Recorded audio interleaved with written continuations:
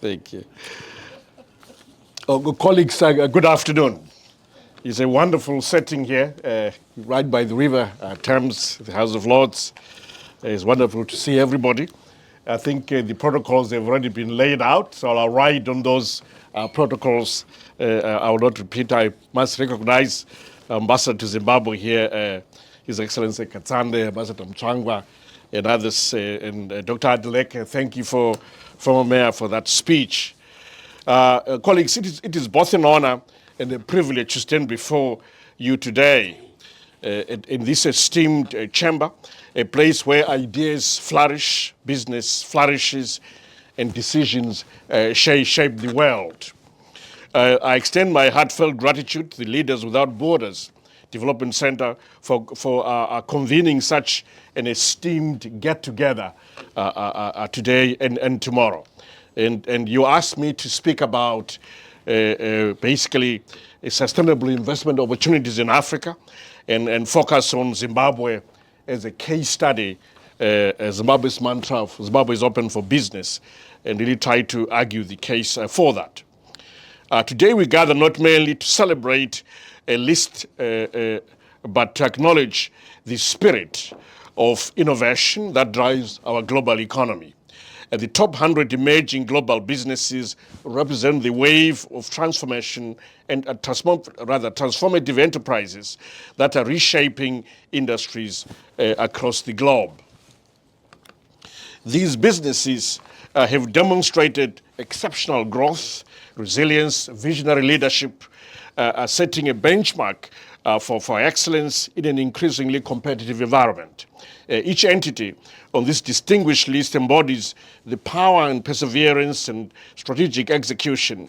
They've faced challenges head-on and emerged stronger, proving that with innovation and sustainability at the core of their operations, success is not just attainable, but sustainable. Distinguished guests, let me share with you the immense sustainable investment opportunities that Africa, especially Zimbabwe, offers, underpinned by our unwavering commitment to the ethos that Zimbabwe is open for business. The African continent is undergoing a transformative journey, one that promises to unlock new avenues of growth and innovation. I urge every investor here present to seize opportunities arising forthwith. The continent is endowed with rich natural resources, a youthful population, vibrant entrepreneurship spirit, diverse markets, rapidly growing populations, and presents a landscape overflowing with investment opportunities. As economies across the region continue to diversify, sectors such as agriculture, technology, renewable energy, and infrastructure presenting a great growth potential for both local and international investors. With an increasing emphasis on innovation and sustainable development, Africa stands at a pivotal moment, inviting investors to engage in transformative projects that not only yield substantial returns, but also contribute to the continent's long-term objective of structural transformation driven by industrialization, all for the attainment of inclusive growth and sustainable development. Distinguished guests, the African Continental Free Trade Area, AfCFTA, further enhances this landscape by creating a unified market of 1.7 billion people, projected to generate $6.7 billion in consumer spending by year 2030. This initiative will not only facilitate intra-Africa trade, but also attract international investments, positioning our partnership as a cornerstone of global commerce. As barriers to trade diminish, the African Continental Free Trade Area opens up vast opportunities for the businesses to expand their reach, innovate, to tap into a diverse consumer base, making Africa an increasingly attractive destination for investors looking to capitalize on the continent's growth potential. Let me emphasize that Africa, as a continent, has the opportunity to accelerate action towards realization of the Sustainable Development Goals, the SDGs, by 2030, and the Agenda 2063, which is the Africa we want. However, this cannot be achieved without sustainable financing, and the navigation cannot also be done in isolation. Worth mentioning is abundant deposits of energy minerals on the continent, crucial for energy production and storage technologies. The minerals include manganese, chromium, bauxite, graphite, copper, nickel, cobalt, lithium. All those have become well-known future energy minerals, which Africa is richly endowed with. My own country, Zimbabwe, has the fifth largest deposits of lithium in the world. And that's lithium only, of course. Then we've also got cobalt, copper, as well as graphite and nickel. As the global economy moves towards clean energy, these deposits present a lucrative investment opportunity across the value chain, from mining to beneficiation processes. But what is critical here is investment in cheap power energy. That is the key. Without available cheap power in Zimbabwe, in Nigeria, in Ghana, we will be left behind when it comes to exploiting the potential of these future energy minerals. If you can produce electricity at 3 cents per kilowatt hour, then you are there. Then you can compete in this game. Otherwise, at an average price of 12 cents per kilowatt hour, which pans across Africa, we are slightly behind the game here. In this regard, there is a need for direct impact capital through affordable long-term loans with concessional interest rates, which can be directed to the sectors with great economic growth potential driven by the private sector. This is critical. Distinguished guests, let me now turn to investment opportunities in Zimbabwe specifically. In the quest to streamline and enhance the ease of doing business in Zimbabwe, our government established the Zimbabwe Investment and Development Agency, ZIDA. This is a one-stop investment facility which is meant to facilitate the investment drive into the country, so you don't have to go around knocking on the doors of every ministry or every government department. You ought to visit one office and be able to access all your licenses from there in that one-stop shop. It's meant to be seamless, efficient, and create a strong sense of transparency. Government's commitment to sustainable development is further evidence in policies aimed at attracting both local and foreign investors. In fact, I'm responsible for the investment promotion aspect. So through ZIDA, we've established special economic zones as well, incentives for special economic zones, where we are able to offer a variety of incentives, mainly tax incentives.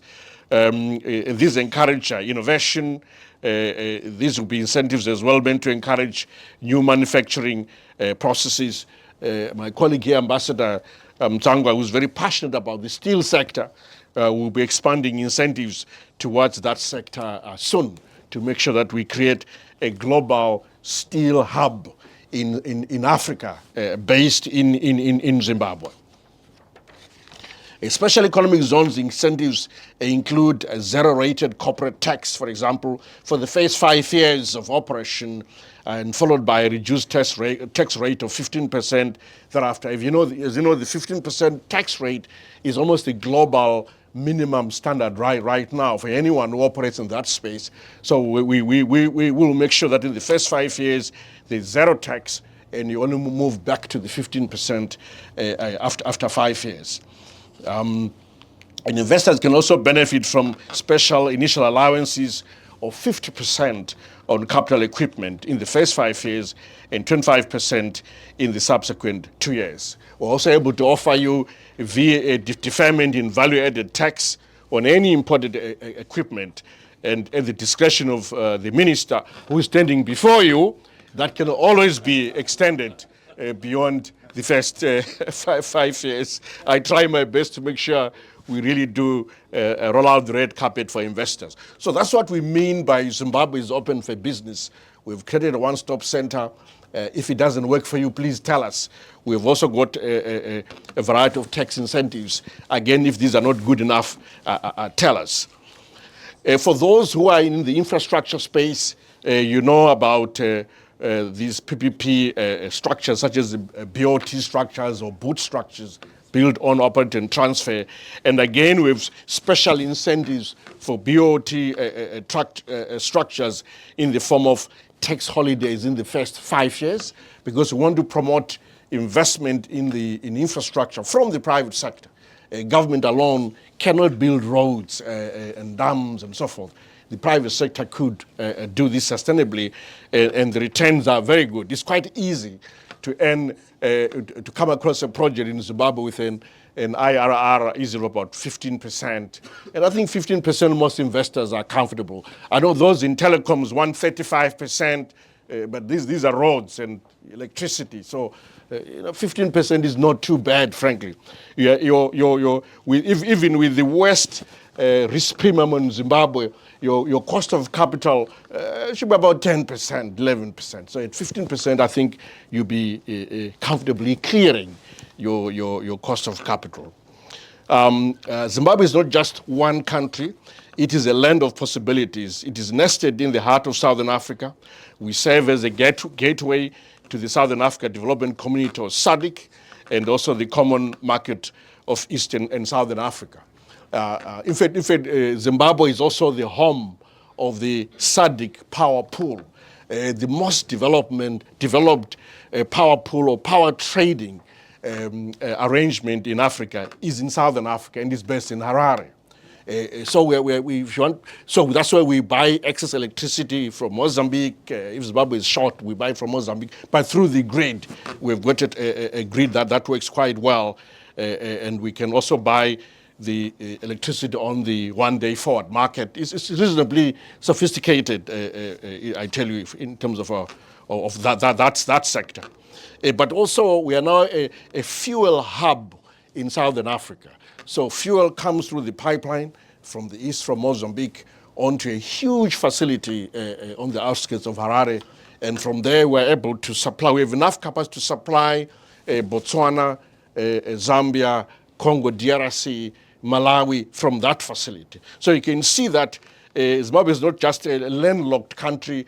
We are centrally positioned to service the whole region. So when you come into Zimbabwe, you'll be able to access the entire region. I'm looking for investors to build a railway line that will, deliver goods and services into these countries that I've just mentioned. We have a system right now, but it needs to be upgraded. But also to build pipelines to deliver fuel as well. So this strategic location positions Zimbabwe uniquely to meet the growing demands of our region. As we navigate through the global economic challenges, we're determined to harness our abundant resources and resilient spirit to create an environment ripe for sustainable investment. The country possesses abundant natural resources, a youthful labor force, and a government dedicated to creating a conducive environment for business growth. Government's recent initiatives are focused on enhancing infrastructure, streamlining regulatory frameworks, and fostering partnerships that promote sustainable practices and investment right across various sectors. The country is endowed with rich natural resources, as I've mentioned before, which some of whom remain untapped, and we hope to attract investors into the various areas. There's not a single mineral that you will not find in Zimbabwe. The top 60 minerals are easily found in Zimbabwe. The energy sector in Zimbabwe presents one of the most compelling opportunities for investment. Our electricity supply struggles to keep pace with the growing demand, creating a significant market for independent power producers and joint ventures. And for this one, I'm happy to report that we have now revamped what we call our government implementation agreement. This is an agreement that a framework that seeks to support independent power producers. We now have an economic tariff, but the economic tariff here is quite high. It's 16.08 cents per kilowatt hour. Surely anyone is profitable in the power sector with that kind of tariff. If you're at the other end and you are the buyer of that power, obviously it's quite expensive. But if you're the producer, that is an economic tariff. Number two, we also have a currency access agreement with the central bank, so you're able to repatriate whatever you make to service your loans or whatever, if you borrow here from London or any global markets. And finally, we're also able to offer a government guarantee on your power purchase agreement, so that if the public utility is unable to pay you for your power, Treasury will step in to pay you for the power that you have supplied through that government guarantee. So the energy sector in Zimbabwe presents one of the most compelling opportunities for investment. Our electricity supply struggles to keep pace, as I said, with growing demand. There is also a very interesting project, by the way, hydropower project called the Batoka Gorge Hydropower Project, which we're developing jointly with Zambia. We want to produce 2,400 megawatts. So that's a project as well that is available for you to consider. We're happy to have this done on a BOT basis, on a public-private partnership basis. So please feel free to engage further on that. Zimbabwe, another one is with their three gorges on the Zambezi River as it traverses land towards the Indian Ocean on the Mozambican side. And we have arrangements with the government of Mozambique that Zimbabwe is a partner to those projects. And again, we're happy for investors to invest in Mozambique because we know that Zimbabwe will benefit. So we're also marketing those investments as well, even though they're resident in Mozambique. They're as good as Zimbabweans, frankly. As Zimbabwe continues on this trajectory of robust GDP growth, the demand for energy is set to grow exponentially. The growth is not just static, it reflects the expansion of industries, the rise of new enterprises, and urbanization, as well as modernization of our communities. So Zimbabwe is no different. As you know, Africa is the fastest urbanizing continent on earth, and Zimbabwe is no different. Our urban sector continues to expand, and so does the demand for electricity. Zimbabwe is also very unique. If you see any car in Zimbabwe, there is no debt on it. It's been paid for. There's no debt on cars, car ownership. There is no debt on house ownership. So as we speak, Zimbabwe is actually a middle-income country. It's a middle-income country, and we should be able to reach upper middle-income status by year 2030. So zero debt, everything is paid up. So if you look at the household balance sheet, it's reasonably strong, reasonably promising. So that's why you see all the fast urbanization taking place. It's all being fueled by savings for both domestically and abroad. And it just keeps adding to the household balance sheet because the additional house that you own, it just grows your household balance sheet, frankly. Such dynamic economic activity requires a stable and sustainable power supply, creating a compelling case for investment in Zimbabwe's energy sector. In addition, the mining sector, here I'm repeating a little bit, minerals such as lithium, gold, diamonds, rare earth elements offers immense potential for mineral beneficiation. Those of you interested in lithium, we now insist that you have to beneficiate your lithium before you export it to the level of what you call lithium sulfate. So there are different stages, but lithium sulfate is what we've targeted. But we're pleased that the investors who have come into the market so far, 10 or so investors, are all building these concentrators up to the level of sulfate. So So we'd like you to do the same, but also to do some corporate social responsibility. So we request that 1% of whatever you're making, please share it with the local community, build clinics, schools, a few scholarships for children of those who cannot afford. Normal CSR work is expected if you're in this sector. But beneficiation is key, because that's how we create additional jobs and maximize value for our economy. We invite investors to capitalize on opportunities in value addition from processing raw minerals to the advanced manufacture of high-demand products, such as catalytic converters, computer chips, and other technological components. Moreover, Zimbabwe offers significant investment opportunities in agriculture, particularly due to its vast arable land and favorable climate conditions. With approximately 4.13 million hectares of arable land, the country is well positioned for diverse agricultural ventures ranging from crop cultivation to livestock production. Even I didn't know that we produce high premium coffee. It's the best coffee in the world is from Zimbabwe. If you don't believe me, ask Nescafe. Nescafe has just done a deal. They're buying coffee from the Eastern Highlands of Zimbabwe, and they use it to flavor the Nespresso. If anyone likes Nespresso, you like it because of the coffee from Zimbabwe. Here, I'm just saying that the agricultural, horticultural sector is vibrant. We have the best mangoes, the best avocado. Oh my God, I could go on and on. Yeah, even the best tobacco. You see, I'm a non-smoker. I'd forgotten. The best tobacco. If you're a real cigarette smoker, the flavor comes from the Zimbabwe tobacco. Once again, as you know, Zimbabwe is actually the third largest producer of tobacco in the world, after United States and Brazil. Then comes Zimbabwe. 60% of it goes to China. We thank the Chinese for continuing to smoke quite a bit. But those living here who are smokers, Zimbabwe tobacco is very good. Colleagues, I'm telling a story about Zimbabwe agricultural sector. It's a very compelling story. You won't believe it. I say that 60% of the tobacco goes to China. But 60% of that tobacco is produced by small-scale farmers. Small-scale farmers, not large farmers. And this is a phenomenon that emerged after the land reform program in 2000. The tobacco sector has come back in a big way, but it's now the small-scale farmers who are doing the farming.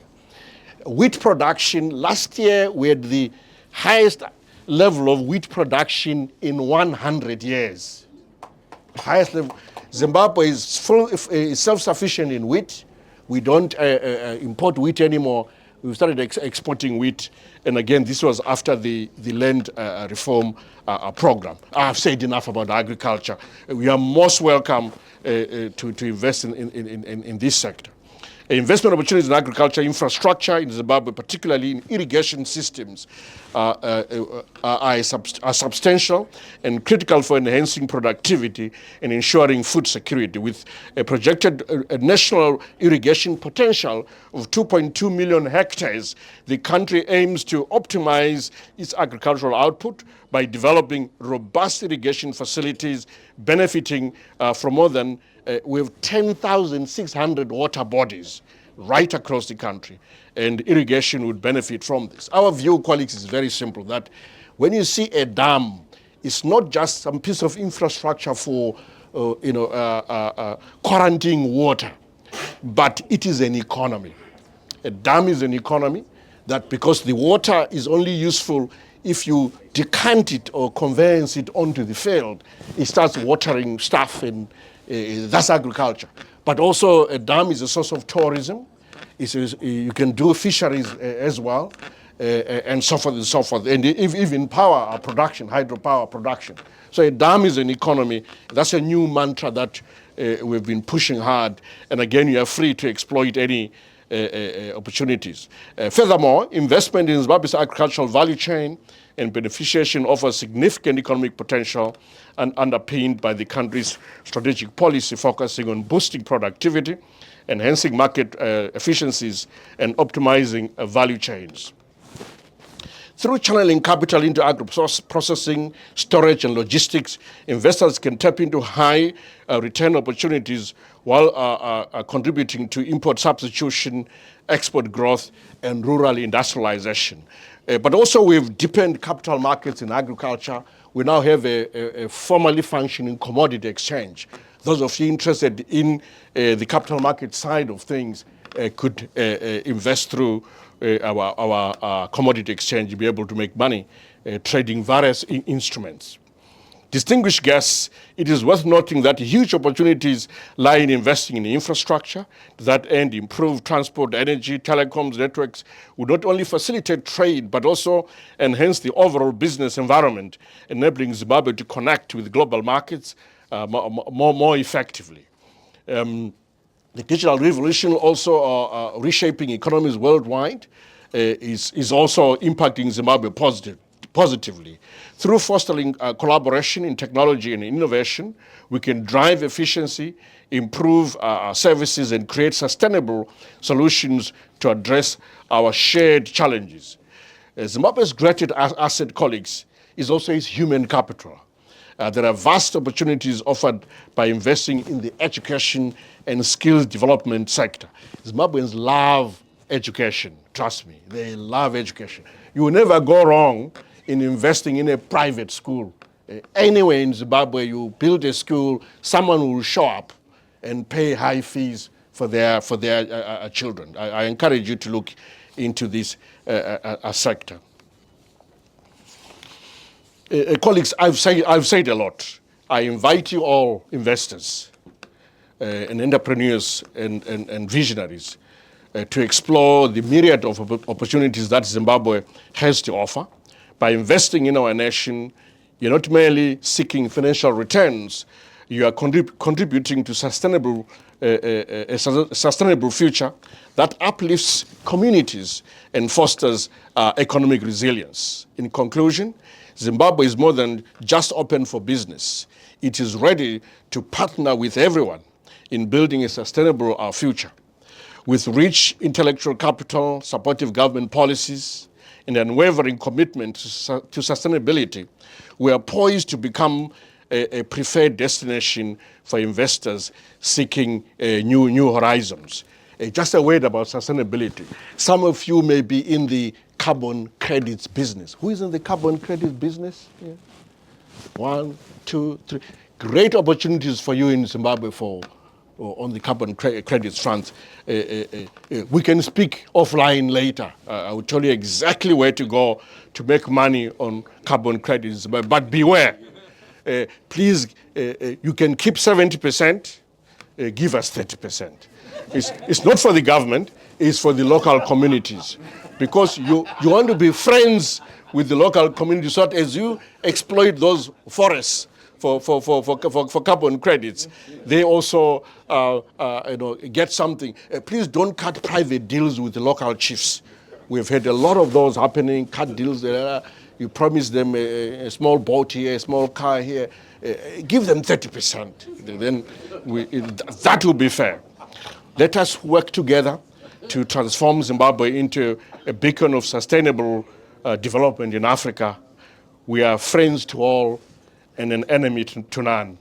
After all, Zimbabwe is open for business. I thank you. Asante sana.